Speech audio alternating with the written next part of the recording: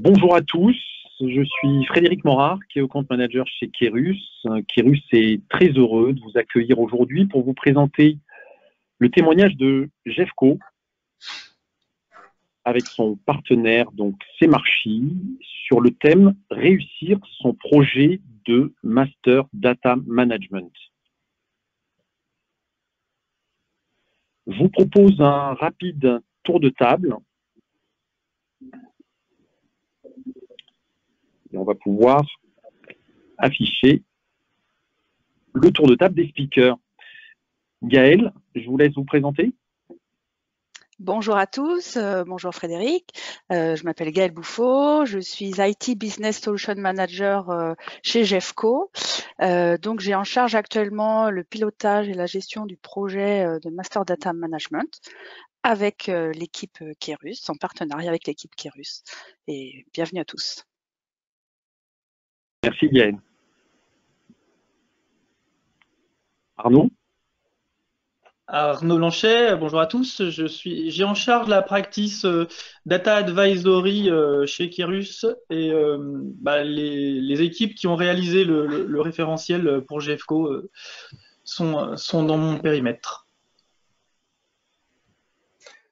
Bonjour à tous, moi je suis Hervé Balufin, je suis le chef de projet pour l'implémentation de ce projet de Master Data Management chez Jeffco.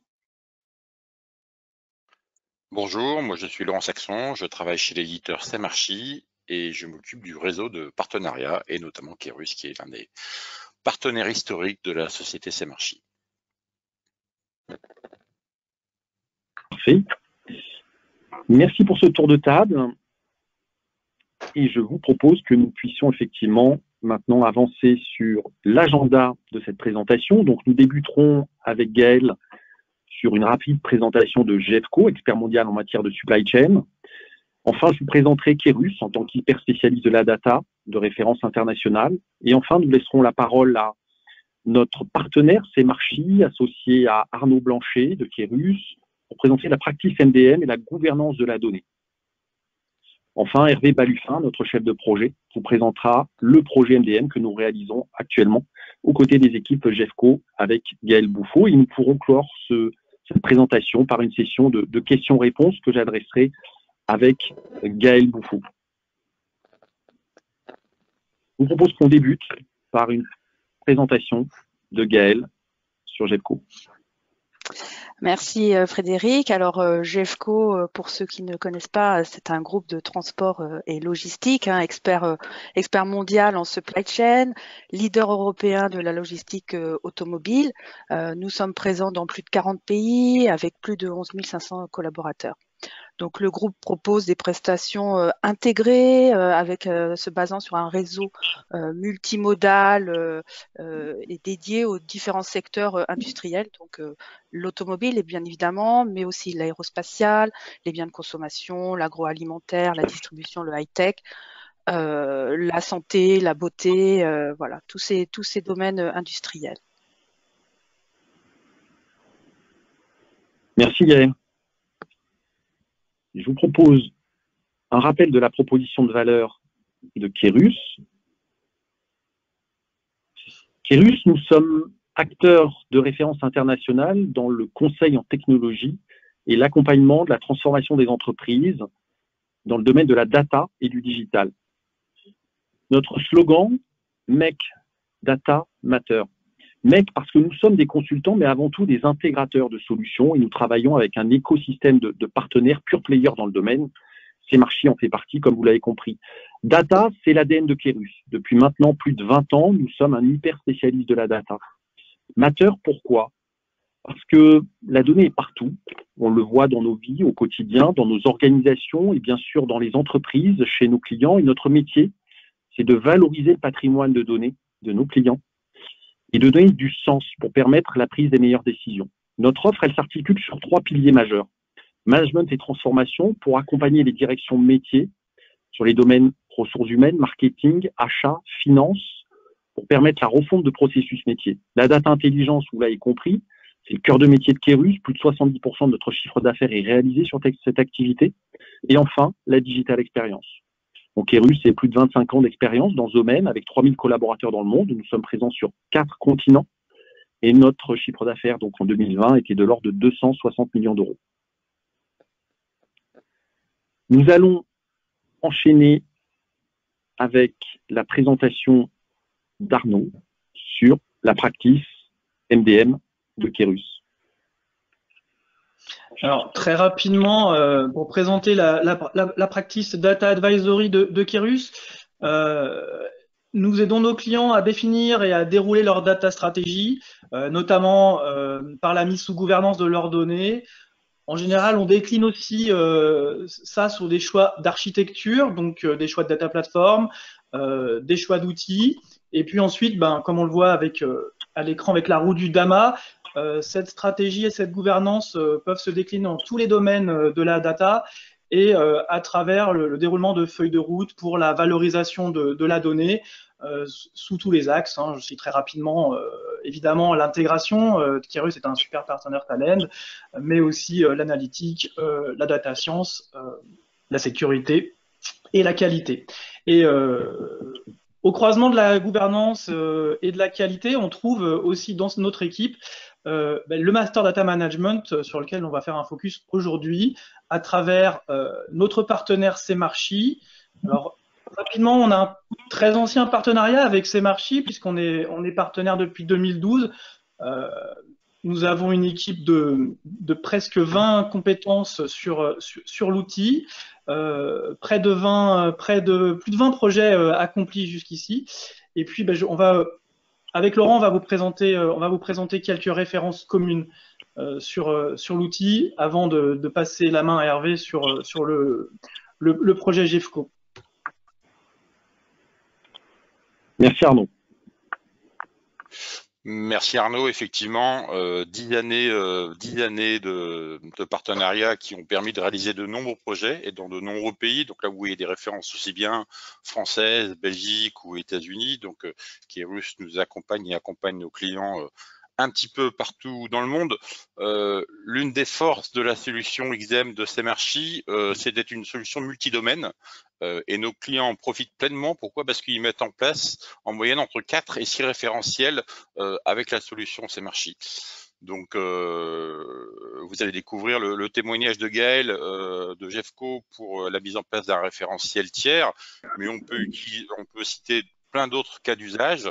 On peut évoquer par exemple le cas d'usage Somfy, qui a mis en place un référentiel produit avec la solution permettant à XDM d'être au centre de la création d'articles avec des systèmes de workflow, avec des systèmes de validation utilisés par plus de 500 utilisateurs et qui ont permis effectivement d'avoir réellement les données de confiance dans l'ensemble du système d'information. On peut citer également la société Total, Total EP, qui eux ont mis en place un référentiel des emplacements de puits de pétrole associant des informations diverses comme la météorologie ou la constitution du sol. Ces données sont réparties dans l'ensemble du système d'information et dans pas mal de branches chez Total. Et la mise en place de Semarchi a permis le rapprochement de ces objets par des règles de gestion et a également permis de faire des comparaisons spatiales de l'emplacement de ces puits de pétrole.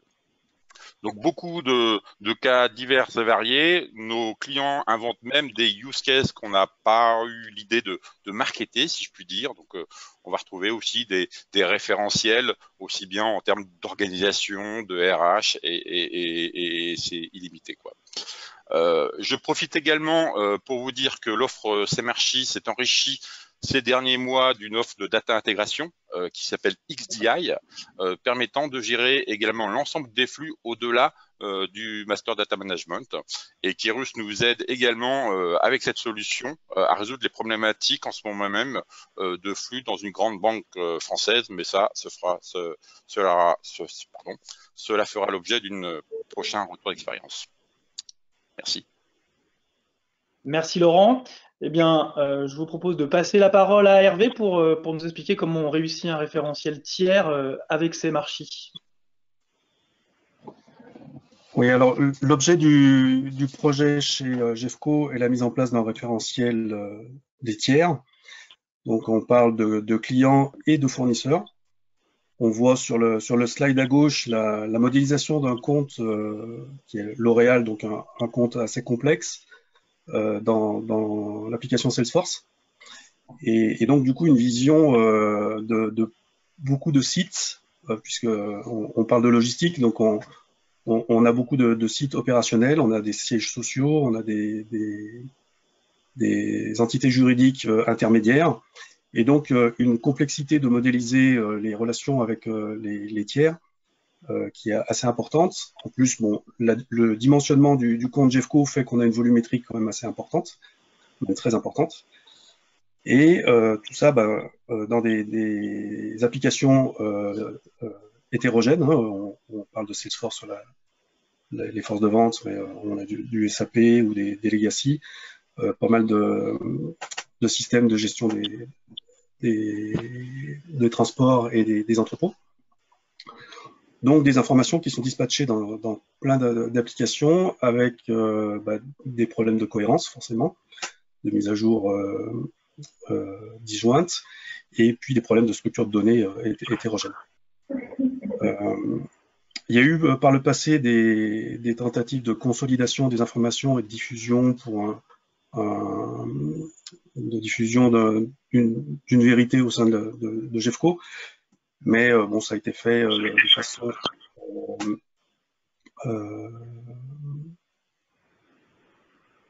dédiée, quoi, enfin en custom, je veux dire. Et donc du coup, en termes de maintenance, c'était assez complexe. Vas-y, tu peux passer, Arnaud, sur le slide d'après. En termes d'input sur le projet, on a eu un vocabulaire unifié. Donc il y a eu une étude de fait avec les métiers pour tenter de faire en sorte que tous les métiers impliqués parlent de la même chose. On a des notions qui sont forcément différentes d'une application à l'autre, et de lister un certain nombre de contributions attendues par le MDM. Et de ça, donc nous on en a fait ce qu'on a appelé le sprint 0, qui est en fait une étude préalable au projet, hein, pour faire une proposition de modèle sur la base de la modélisation envisagée par Jeffco, d'affiner le mapping avec les sources, puisqu'il y a quand même pas mal d'interfaces à produire pour alimenter le MDM, et bien sûr de détailler les règles métiers associées, de façon à avoir une cohérence des données et puis une base de données, enfin une base de master data sur laquelle on puisse s'appuyer pour diffuser au sein du système d'information. Bon, on peut passer, Arnaud.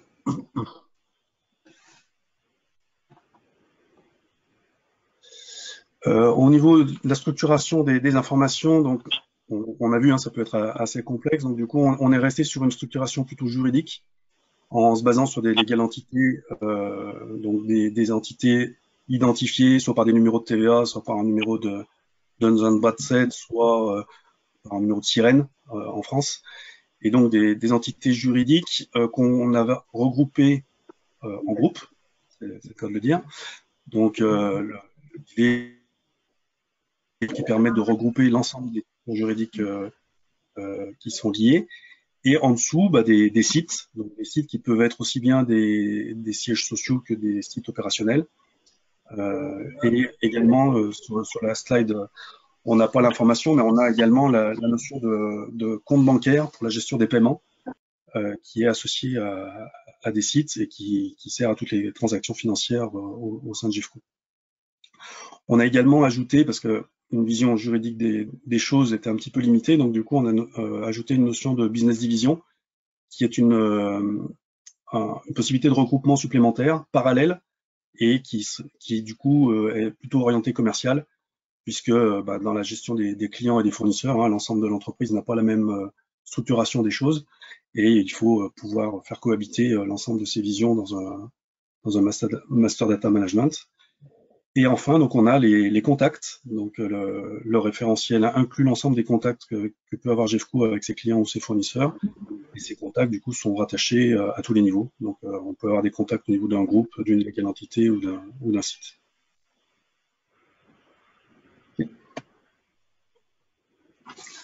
Si on va un petit peu plus dans le détail du modèle, Arnaud,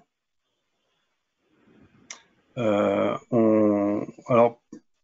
le MDM impacte beaucoup de métiers qui n'ont pas forcément les mêmes références en termes d'informations et qui ne manipulent même pas les mêmes informations. Donc, il était important de découper les objets métiers avec un découpage assez fin et de clarifier les informations pour pouvoir les partager. Donc, on les a découpés en informations générales et puis chaque entité a un rôle en fait qui peut être différent. Donc, on a parlé de clients et de fournisseurs. Donc, les clients et fournisseurs sont stockés, par exemple, dans la même entité légale, puisque une même entité légale peut, vis-à-vis de Jeffco, être à la fois client et fournisseur. Mais par contre, en fonction du rôle qu'il va jouer à l'intérieur de la société, on aura des informations qui seront différentes. De la même façon pour les sites, puisque, comme je le disais tout à l'heure, on a des sièges sociaux, donc sur lesquels on va avoir les contacts administratifs, on va avoir les comptes bancaires, on va avoir tout un ensemble d'informations qui vont porter la légale entité. Et puis, on a des sites opérationnels sur lesquels on va être plutôt sur des rôles soit de stockage, soit d'entrepôt ou de transit. OK. Donc là, c'est juste pour montrer la façon dont on a modélisé un petit peu la complexité des données. En termes d'implémentation, il s'agit d'un master data central. Donc quand je dis central, ça veut dire qu'on récupère l'information des applications dès qu'il y a une modification dessus, au travers des API REST qui sont fournis par défaut dans ces marchés. Donc dès qu'un SAP va modifier une donnée ou qu'un Salesforce va créer une donnée, celle-ci va être transmise immédiatement au MDM. On a le processus de certification de la donnée au sein du MDM, avec l'application de l'ensemble des règles de validation de la donnée, d'enrichissement également au travers de données externes. On va vérifier par exemple les numéros de TVA avec un outil mis à disposition par l'Union européenne qui s'appelle VIES, qui va nous permettre de vérifier si le numéro de TVA est correct ou pas et nous ramener le nom de la légale entité ainsi que son adresse. Et on utilise également Google Maps pour redresser les adresses, soit des sièges sociaux, soit des sites. Donc les données sont enrichies par rapport à ce qui nous provient des sources. On a des règles métiers qui nous permettent d'arbitrer quelles sont les informations qu'on récupère au niveau du Golden Record, du point de vérité qu'on va diffuser par la suite. Et on consolide l'ensemble de ces informations. On s'interface avec les applications au travers d'un format pivot. Donc le format pivot, c'est un format d'objet métier qui a été défini, qui recense l'ensemble des attributs disponibles dans le MDM et qu'on discute avec Salesforce, SAP ou n'importe quelle autre application du système d'information. On discute toujours sur le format pivot, donc sur un modèle unique d'interface qui nous permet d'avoir une maintenabilité beaucoup plus forte, avec bien sûr une gestion dans le futur des versions. Dès qu'il y aura un impact sur ce format pivot, l'ensemble des applications devront s'adapter en entrée et en sortie du MDM pour pouvoir communiquer avec lui. Donc quasi temps réel, puisqu'une fois que le Golden Record a été constitué, il est diffusé de la même façon immédiatement à l'ensemble des applications clientes du système d'information. Donc si Salesforce a créé une nouvelle légale entité, elle est diffusée immédiatement à SAP, à TMS et à l'ensemble du système d'information, de façon à avoir peu d'écart entre les systèmes et garantir une cohérence très, très fiable et de façon à accélérer alors c'est pas du time to market, mais en tout cas à accélérer la relation client et permettre de faire du commerce rapidement. En termes d'organisation, Arnaud, tu peux, ouais.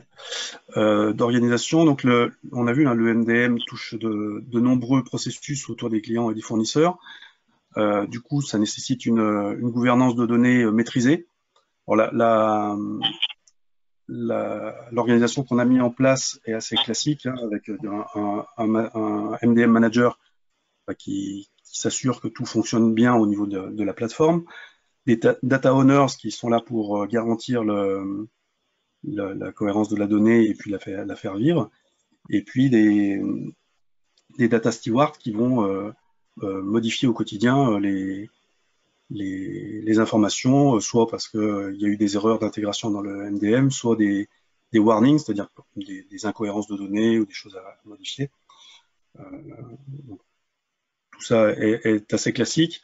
Par contre, ce qu'il faut bien comprendre, c'est que l'organisation de GEFCO n'est pas en train de changer que au niveau des systèmes d'information. C'est toute l'organisation globale de l'entreprise qui est en train de changer. Et donc, le MDM devient la pierre angulaire du système d'information. Et donc, du coup, cette organisation-là est amenée à bouger et à s'enrichir avec l'ensemble des composantes de l'entreprise. C'est bon, Arnaud. En termes d'approche, on a eu une approche agile. Donc, je vous en parlais tout à l'heure, un sprint 0 qui a duré environ 1 mois avec 3 volets, hein, un volet technique avec un design d'architecture et puis le fait de monter les premières plateformes qui vont nous aider à développer. Une partie fonctionnelle avec l'étude du modèle qui nous a été fourni et puis donc l'adaptation à ces marchés, puisqu'il y avait quand même des spécificités à prendre en compte, et puis également à se pencher un petit peu sur les process métiers pour pouvoir les implémenter dans l'outil et puis démarrer rapidement. Et puis sur la partie technique, la partie data profiling, on a eu des exports de SAP, de Salesforce, d'Ines, de différents systèmes, de façon à ce qu'on puisse juger de la qualité de données.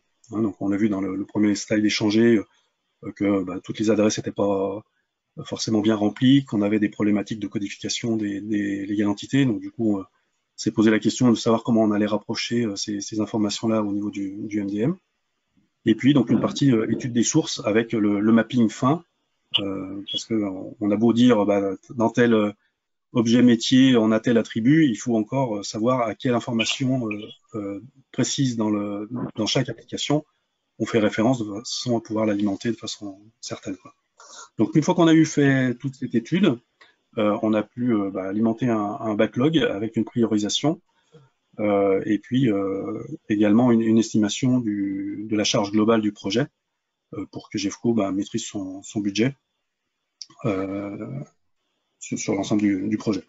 Par la suite, c'est un fonctionnement assez classique, hein, avec donc un ensemble de fonctionnalités qui sont référencées dans un backlog projet.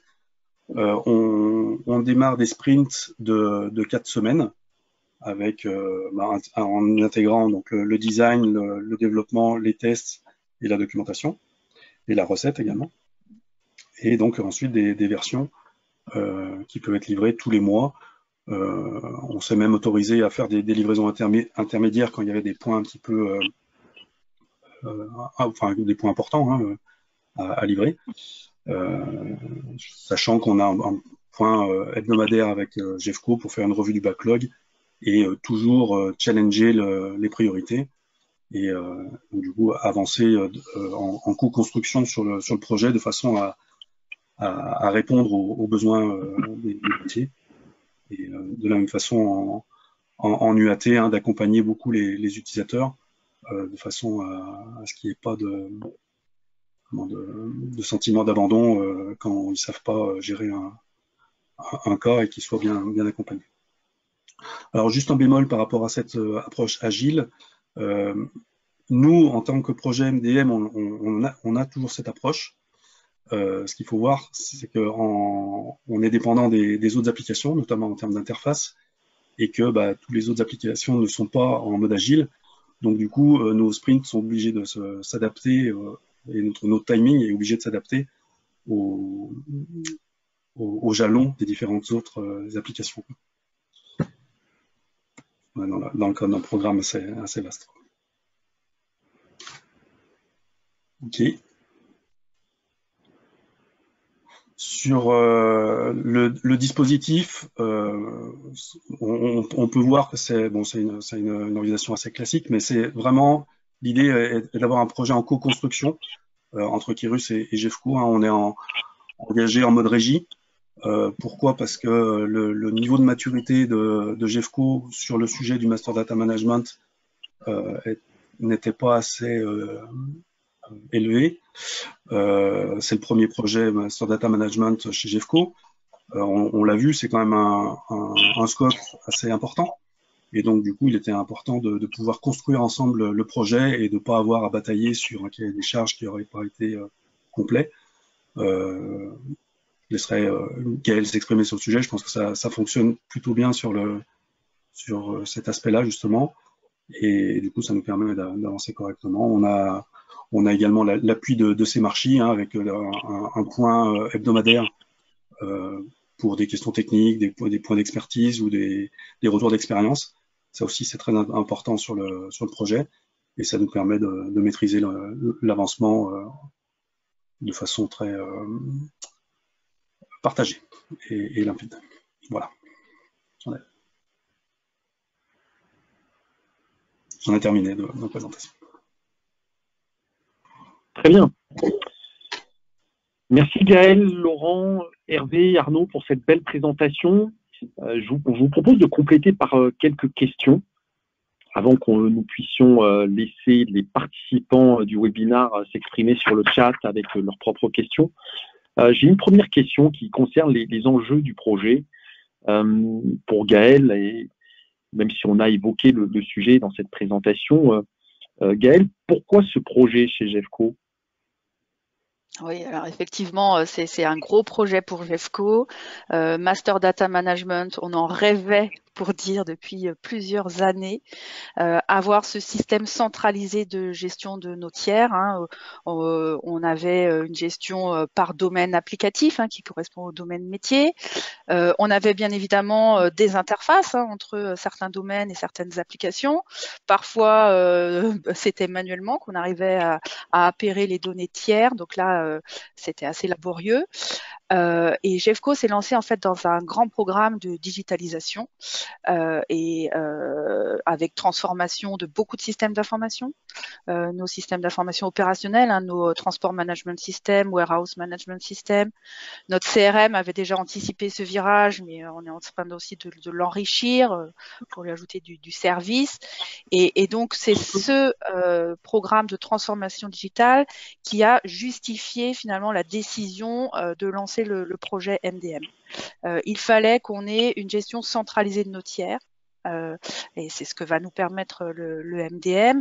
Et également, nous avions besoin de consolider les données, de s'assurer de la cohérence de nos données pour pouvoir construire une vue 360, que ce soit d'un point de vue tiers client ou tiers fournisseur partenaire.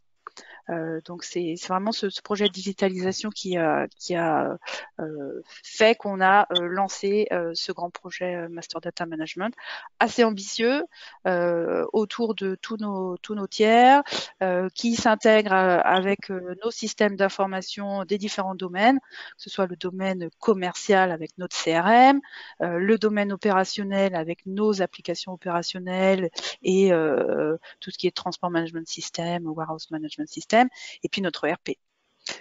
Donc la data référentielle tiers, c'est clé pour pouvoir associer tous ces domaines, pour pouvoir consolider nos données, pour pouvoir, dans le futur très proche, mettre en place de la business intelligence. Ça, c'est ce qui a décidé ce projet. Très bien. Merci Gaël. Alors, j'ai une première question et je vais quand même reprendre déjà une question d'un participant. La question qui est posée, c'est utilisez-vous un data catalogue pour la gestion du vocabulaire cross-domaine? Alors, je peux essayer de répondre à la question, hein. Il y a un gros travail préalable qui a été fait pour définir le dictionnaire des données, se mettre d'accord sur un langage commun autour de cette notion de client partenaire. Dans les différents domaines métiers chez Jeffco, on n'utilisait pas les mêmes termes, hein. Quand on est au commerce, on parle d'un compte. Quand on est à la finance, on parle d'un tiers. Quand on est aux opérations, on parle d'un donneur d'ordre, d'un destinataire, d'un expéditeur. Tous ces vocabulaires, finalement, devaient s'associer. Et donc, il y a le gros travail préalable qui a été fait, c'est vraiment de définir un modèle de données commun qui correspondent et prennent en charge en fait les besoins de tous nos différentes vues métiers de notre relation client-fournisseur, et donc de créer ce dictionnaire de données pour parler un même langage, qui sera celui qui sera dans le MDM. Je ne sais pas si ça répond à la question. Peut-être Hervé, tu veux compléter? Non. D'accord. C'est clair. J'ai une autre question de Michael. Y a-t-il également des interfaces avec le système décisionnel? Si oui, en mode batch ou en temps réel et avec le format pivot? Alors, je vais apporter un premier élément de réponse, puis je laisserai Hervé compléter. Donc aujourd'hui, non pas d'interface avec le système décisionnel, mais c'est bien quelque chose qu'on a en tête. Nous, on se focalise là sur cette première version, puisqu'on est en mode itératif, hein. On met en place une première version. L'objectif, c'est de consolider la donnée, d'enrichir les différents systèmes avec les données des autres systèmes et puis les données externes, hein. On va faire appel dans le MDM à des sources de données externes. C'est la première étape. Permettre l'enrichissement de nos données et aussi le nettoyage de nos données, hein. Ça, c'est clé. C'est quelque chose qui est fait dans certains systèmes très bien, dans d'autres moins bien. Ça fait plusieurs années qu'on gère certaines données, elles ne sont pas forcément à jour. Donc, premier objectif, c'est ça. Les premières interfaces qu'on met en place, c'est entre notre MDM et nos applications métiers. Donc, l'application par laquelle on rentre un client, c'est le CRM. C'est elle qui va pousser des demandes de création au MDM, qui va pouvoir dire si ce client existe déjà ou pas, qui va valider la donnée avec les appels aux données externes. Et puis le MDM, lui, va générer la source de vérité, hein, avec cette golden data. On a défini des règles de survie, hein, entre les différentes sources qui peuvent envoyer de la donnée au MDM, qui a raison. Donc en fonction de la data, on a choisi qui portait la source de vérité, et donc c'est dans le MDM qu'on va avoir cette unique source de vérité sur notre donnée tiers. Et ensuite, l'objectif, c'est de diffuser ces données centralisées dans le MDM aux différents systèmes qui en ont besoin. Donc le décisionnel, ça viendra certainement, mais c'est pas dans cette première étape. Hervé, je sais pas si tu veux compléter. Non, mais c'était complet, il n'y a pas de... Ouais, peut-être sur la partie technique, je te laisserai parler sur les quasi-temps réels, etc. C'est plus la partie sur les API qu'on met en place. Ouais, juste sur effectivement la modélisation, il y a eu une volonté sur certains domaines de faire du décisionnel à l'intérieur du MDM, donc d'historiser l'ensemble des liens, par exemple, entre les sites et les legal entités. Et bon, il y a eu quelques discussions au démarrage du projet pour justement ne pas trop complexifier le modèle au niveau du MDM et de déporter cette historisation au niveau de la BI plus tard. Tout à fait, c'est très important ça, hein. Le rôle du Master Data Management, c'est centraliser, globaliser la donnée, assurer la qualité de la donnée, mais il ne doit pas remplacer les autres applications. Effectivement, le décisionnel a lui ses propres valeurs et fonctionnalités. Très bien, merci Gaël. Enfin, une question très intéressante, une question sur le sponsorship du projet. Question d'Olivier. Avez-vous eu un sponsor sur ce projet et si oui, à quel niveau? Alors nous, c'est un projet d'entreprise. Donc le sponsorship est de très haut niveau pour pouvoir diffuser en fait les ambitions de l'entreprise dans sa transformation digitale. Nous, le sponsorship est porté par notre direction. Donc ça, c'est important.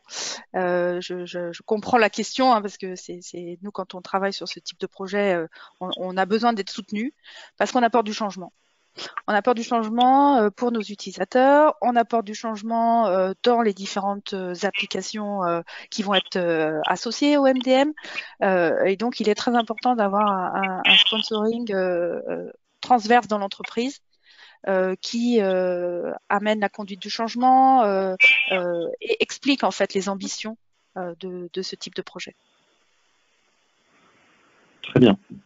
Merci Yael. Enfin, une question un peu technique, peut-être pour toi Gaël ou Hervé et Arnaud. Est-ce commun que le MDM aille modifier automatiquement les données dans les systèmes sources? Par exemple, l'ERP, comme on le voit ici. Alors, ça, c'est une très bonne question aussi. Hein. On a défini des règles. Donc, on a défini quel était le système qui pouvait créer de la donnée pour la pousser vers le MDM. Notre ERP, par exemple, lui, ne va pas créer, on va plus laisser créer des tiers dans l'ERP. Les demandes de création de tiers arriveront, se feront dans le MDM directement, avec mise en place de workflow de validation. Et donc, c'est le MDM qui poussera la data à notre ERP. On a défini des règles qui disent quelles sont les données qui peuvent être créées dans le MDM pour être poussées vers les différents systèmes d'information. Donc on parle de l'ERP, mais aussi les systèmes opérationnels. Toute donnée en fait qui doit être partagée peut être gérée dans le MDM puisqu'on la diffuse à plusieurs systèmes. Des données qui sont propres au système, qui ne concernent qu'un système, une donnée très opérationnelle n'a pas de lieu d'être centralisée dans le MDM. Les données très commerciales vont rester dans le système commercial. Voilà, j'espère que ça répond à la question. Bien sûr. Merci Yael. Et enfin, une nouvelle question. Oui. Arnaud? Non, c'était juste parce que la question était est-ce commun? Alors, je vais rassurer tout le monde, c'est effectivement conforme aux bonnes pratiques. On met en place des projets conformes aux bonnes pratiques avec GEFCO. Oui, effectivement, Gaël l'a très très bien exprimé. Comme le MDM constitue le point unique de vérité, il est commun et même très conforme encore une fois aux attentes du marché que cette vérité soit partagée avec les applications qui ne détiennent pas, hein, on peut faire référence aussi aux data owners, qui ne détiennent pas cette vérité concernant une entité métier. Donc on a généralement une entité maîtresse et une application maîtresse et des applications consommatrices, et le MDM va concentrer cette source unique de vérité et ensuite la répartir sur les applications consommatrices. Très clair. Enfin, une nouvelle question d'Olivier sur les data owners. C'est très important, les data owners, effectivement, sur ce type de projet. Les data owners ont-ils été faciles à identifier et leur permis de responsabilité clairement définis? Alors, c'est une très très bonne question parce que c'est un des problèmes qu'on rencontre, identifier les data owners dans les différents domaines métiers. Donc, il y a certains domaines où c'est assez clair, où on sait dès le début, on savait qui portait l'ownership de la data. Il y a d'autres domaines où c'est moins facile. Et puis là, c'est notre contexte aussi de transformation qui explique ça, puisque il y a une transformation digitale. C'est pas seulement les systèmes d'information qu'on transforme, c'est aussi l'organisation de l'entreprise. Donc, dans ce contexte-là, tant que la transformation organisationnelle n'est pas terminée, les rôles et responsabilités sont pas sûrs, sont pas finalisés, et donc nous, on est effectivement en train d'avoir ces problématiques à gérer, de bien identifier nos data owners. Et c'est un point très important, définir qui sont les data owners. Bien sûr, définir les data stewards. Alors nous, là-dessus, c'est une organisation en centre de services partagés, centre de compétences partagées. Donc, les data stewards sont là, dans ces centres de compétences partagées. Et c'est eux, aujourd'hui, qu'on a embarqués dans le projet, qui font la recette avec nous et qui vont porter la première version du projet. Très clair. Enfin, une question sur le planning et la méthode agile, sur le nombre de sprints. Combien de sprints à ce jour? Question de Guillaume. Très bonne question aussi, et c'est pour ça qu'on a décidé de partir en régie, parce que nous on avait un niveau de maturité assez faible sur la gestion MDM, c'est quelque chose qu'on n'avait pas encore fait. C'est aussi pour ça qu'on s'est appuyé sur un partenaire qui maîtrisait tout ça. Donc aujourd'hui, on va livrer en production fin du mois d'avril, et on est au sprint 10. Donc en fait, pour expliquer ça, c'est que on est tributaire, bien évidemment, des autres systèmes d'information. On met en place l'intégration aussi par API. On est, voilà, on n'a sans doute pas avancé aussi vite qu'on le souhaitait au départ. Ça, c'est une leçon qu'on tire de ce type de projet. Mais on avance pas à pas. On est confiant sur la version qu'on va livrer là. On a sizé une version qui va permettre la consolidation de 3 sources de données importantes, l'appel aux sources de données externes, les fonctionnalités pour les data stewards pour gérer la donnée, pour valider les golden data, pour enrichir la data et ensuite fournir ces data aux différentes applications qu'on va intégrer progressivement après. C'est clair. Une question de Michael. Peut-on voir des exemples d'IHM du MDM? Alors là, peut-être Hervé, je ne sais pas s'il a préparé ça, ou même quelqu'un chez Semarchi, parce qu'en fait, c'est Semarchi qu'on a implémenté. Moi, il faudrait que je démarre mon VPN. Mais... On l'a pas sous la main là. C'est pas prévu en fait dans la. Oui, on l'a pas prévu. On va peut-être effectivement les répondre de façon ultérieure. Très bien. Donc, on va passer à la question suivante.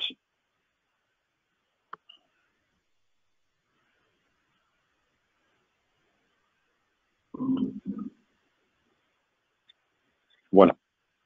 Une question qui concerne les données sources. Concernant les données sources du MDM, est-ce qu'il y a eu une étape de data gouvernance pour traiter la qualité des données ou des problèmes liés à une organisation silotée, ou avez-vous considéré que cela n'était pas nécessaire? Alors, c'est un point effectivement important. On a travaillé en amont sur la qualité de la donnée dans une application qui est le CRM. Nous avons eu un projet d'implémentation du modèle de données commun dans le CRM en préalable au projet MDM.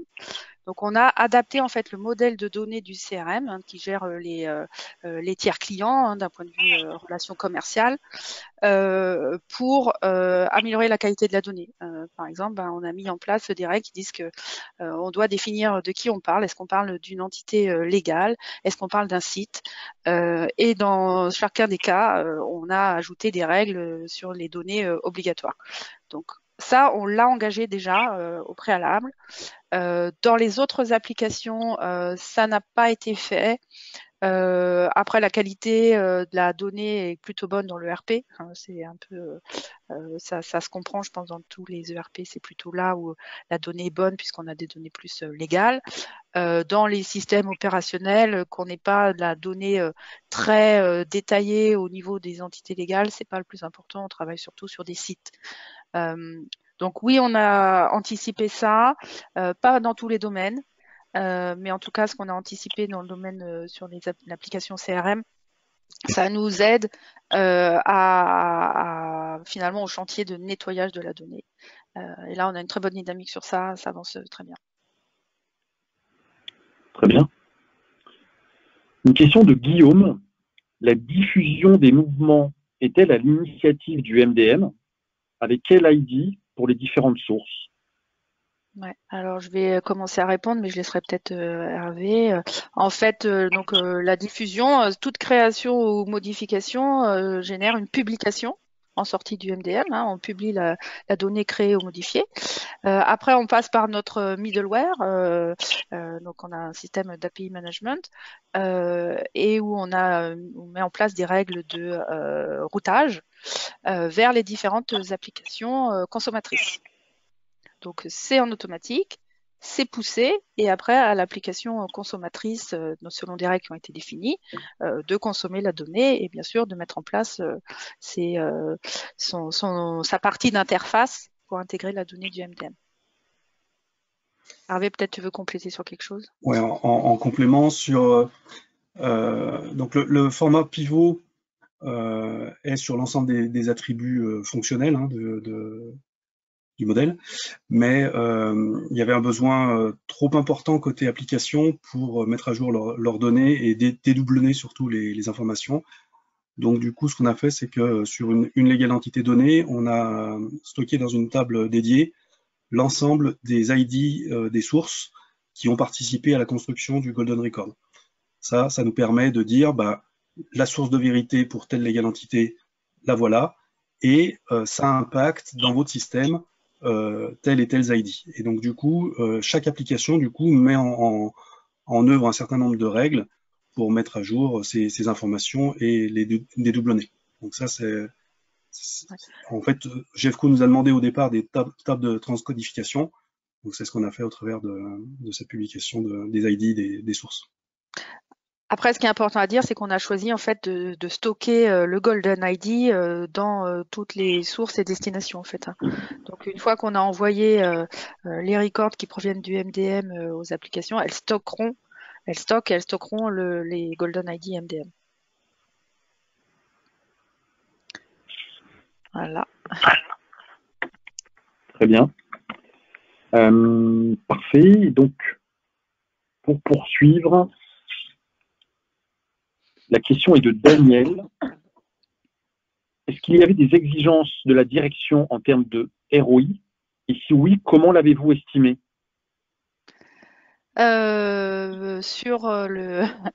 Alors c'est une question un peu difficile, je ne peux pas vraiment détailler ça. Les exigences en termes de ROI sont plutôt liées à l'organisation. Donc c'est pas uniquement lié à un projet MDM. Donc voilà, la seule chose que je peux partager, c'était le ROI, c'est plus lié à l'organisation qu'on met en place à côté. Entendu.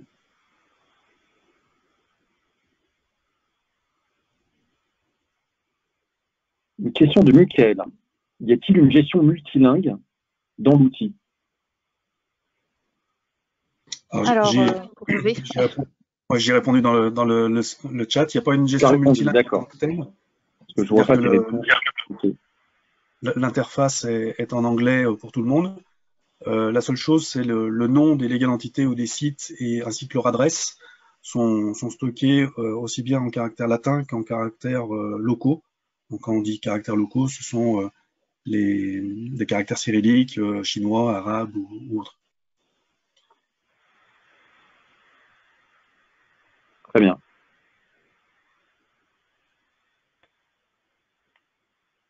Alors visiblement, des réponses ont été apportées dans le chat, donc effectivement, je ne vais pas reprendre ces questions pour lesquelles nous avons déjà répondu par écrit.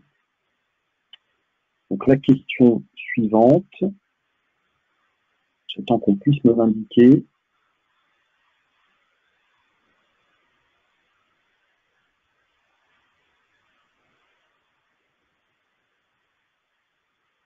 Ok.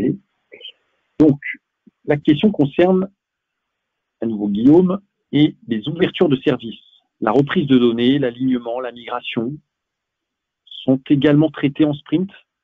La reprise de données, l'alignement, la migration sont également traités en sprint. Alors, on les a intégrés comme des tâches. En fait, c'est beaucoup de fil de l'eau. La reprise de données a été faite au travers d'export des différentes sources. Et en fait, on s'est limité, parce que la volumétrie était trop importante sinon, aux comptes qui ont eu des activités commerciales dans les 2 ans. Donc du coup, on s'est focalisé sur les tiers actifs. Et donc on a repris ces données de trois applications au départ et sur un scope de 4 pays pour démarrer. Et ensuite, on enrichira la base une fois que ce scope aura été validé. Très bien. Une question de Laurent. Quel profil et quels prérequis en termes de compétences pour les data stewards? C'est une très bonne question. Nous, aujourd'hui, les personnes à qui on a donné ce rôle sont des agents de Shared Service Center qui sont habitués à manipuler de la donnée. On s'aperçoit qu'il y a dans ces profils d'utilisateurs des personnes qui sont très à l'aise avec le système, qui vont rentrer très rapidement en compétences, et puis d'autres moins rapidement.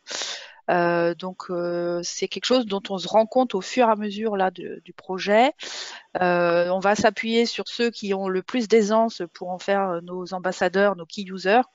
Mais effectivement, vous avez raison de vous poser la question, si vous mettez en place ce type de projet, il faut un profil de personne assez à l'aise avec les outils digitaux. C'est pas toujours le cas nous dans nos centres de services partagés et qui comprennent bien ce type d'outils. Un outil comme Semarchi de gestion de master data peut être très complexe. Donc nous, on a simplifié au maximum ce qu'on leur mettait dans les mains.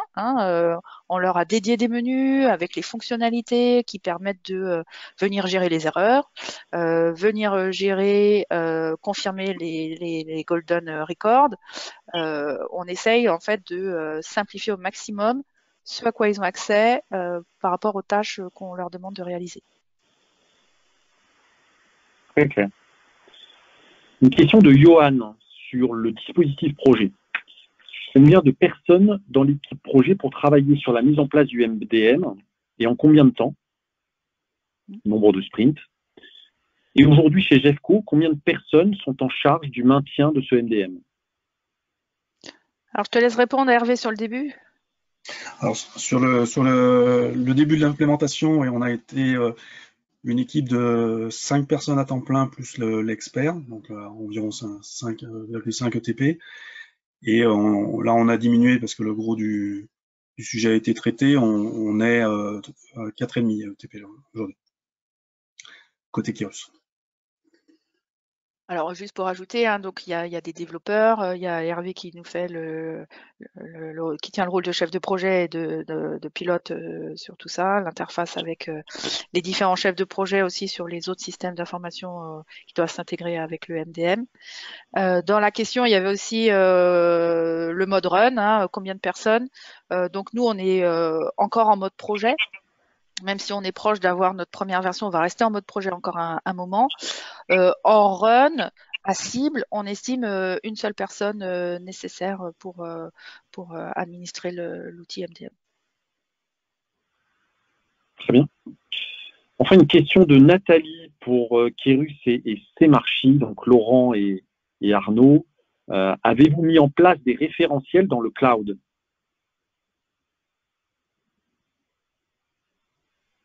Alors, oui, tout à fait.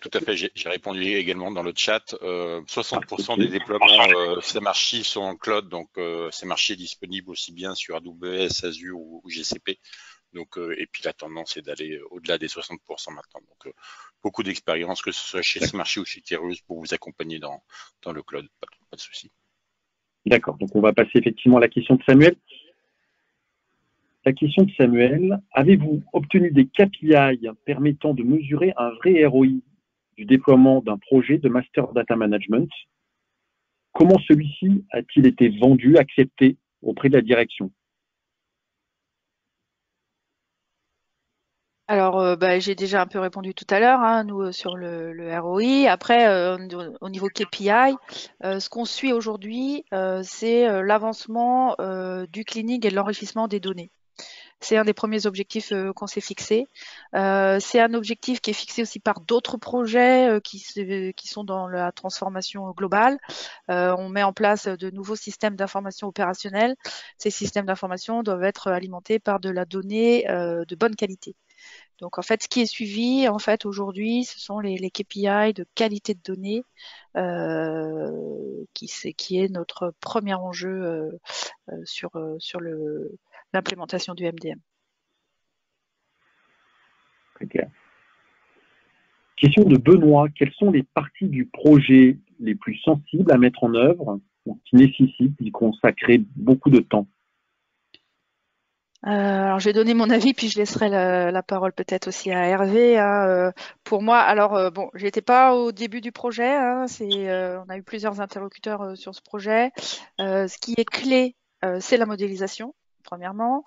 Donc, définir le modèle de données, hein, de la data qu'on va mettre dans notre MDM. Deuxième point important pour nous, ça a été l'architecture. Donc, je laisserai Hervé commenter ça, mais voilà, quelle architecture on met en place. Et le dernier, un des derniers points, j'en ai parlé, hein, c'est la conduite de changement. Voilà, de pouvoir faire en sorte que les nouveaux utilisateurs adhèrent et que les différents utilisateurs métiers sur les autres applications adhèrent aussi. Parce qu'on est en train de leur dire que c'est pas eux forcément qui vont avoir la source de vérité sur tout, qu'ils vont devoir partager leurs données. Voilà, donc c'est un changement de mindset aussi pour nos utilisateurs métiers. Ouais, en complément, en fait, la difficulté dans le contexte GEFCO, c'est que l'IT bouge, l'organisation bouge, il y a beaucoup de choses qui bougent en même temps, et il faut avoir la gouvernance en termes de suite projet et de coordination avec les autres programmes de façon très rapprochée pour maîtriser cet ensemble. Au niveau architecture, effectivement, on a un middleware qui s'appelle Mulsoft qui organise toutes les transactions entre les applications et le MDM, dans un sens comme dans l'autre, en entrée et en sortie. Et il faut faire énormément de réunions avec les uns et les autres pour pouvoir coordonner tous les changements qui sont à faire et toutes les règles de gestion à mettre en place également, de part et d'autre. Et ouais, ça c'est une partie quand même assez importante. Donc c'est pour ça que le format pivot est très important. Hein. Yael parlait de la modélisation. Si on n'est pas figé sur un modèle commun, c'est impossible de garantir l'arrivée d'un tel projet. Et effectivement, après, l'accompagnement au changement est partie intégrante d'un projet MDM, et côté IT comme côté métier, puisque les choses changent sans arrêt et qu'il faut communiquer énormément. Très bien. Et pour conclure, je vous propose de terminer par une dernière question.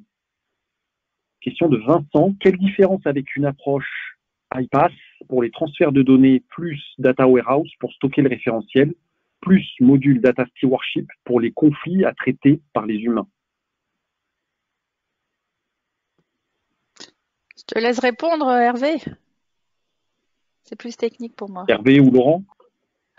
Ou Laurent. Ouais, là, c'est Pardon. un master data management, c'est fait pour organiser tout ça, quoi. Donc, on gagne énormément de temps à le faire. De ce que je comprends, là, on part d'un modèle central qui serait le data warehouse pour organiser les flux de données. C'est énormément de maintenance et de complexité par rapport à un outil de master data management qui est prévu pour ça, avec des workflows, avec des rôles. Enfin, c'est pour moi le faire sur une approche custom, je dirais, c'est une perte de temps qui n'en vaut pas la chandelle, quoi.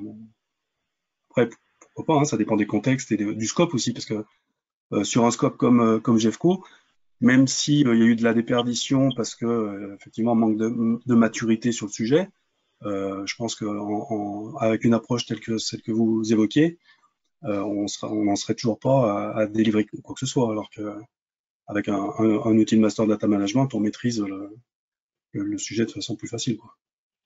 Après, je laisse Arnaud. Je peux compléter un peu, mais si j'ai bien compris la question, effectivement, c'est vrai que pour énerver mon camarade Laurent, j'aime bien dire que le master data, c'est un outil pour maintenir les dimensions stratégiques d'un data warehouse, et c'est reste vrai, mais clairement, les clients, et GEFCO, on l'a vu ici en particulier, utilisent cet outil pour faire de très gros gains d'efficacité opérationnelle, pour réconcilier des choses différentes. Et comme vient de le dire Hervé, c'est un outil d'industrialisation, c'est un outil de sécurisation de ces on va dire, de ces mouvements et de cette génération de golden data. Donc oui, on pourrait sans doute le faire avec des flux simples et dans une logique de dataware, mais la surcouche d'industrialisation et de sécurisation d'un CMarchi, enfin, je pense qu'elle est imbattable d'un point de vue logique économique, coût, qualité, délai. J'ajouterais que Semarchi a aussi un atout énorme par rapport au marché, c'est cette génération automatique d'interface. Vous gagnez énormément de temps grâce à Semarchi à pouvoir gérer cette interface donc pour les data stewards, mais pour d'autres, mais aussi pour les personnes en charge de la donnée. Là encore, vous gagnez énormément de temps et Gaël l'a bien souligné, ils ont un vrai ROI dans le gain opérationnel et dans le gain d'organisation, même avant de gagner en temps, d'opération des données.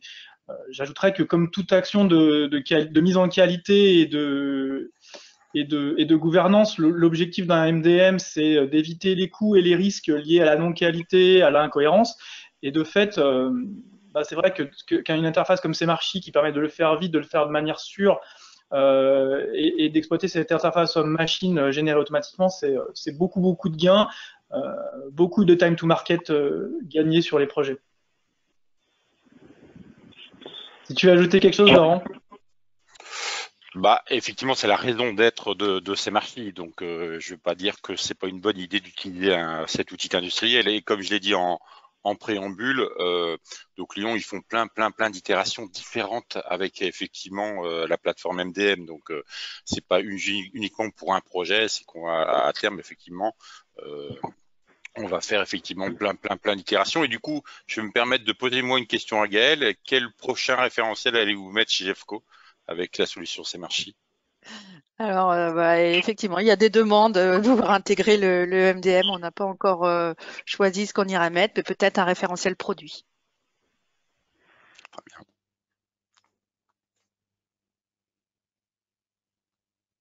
Parfait. Très bien. Bien, écoutez, il est temps de conclure.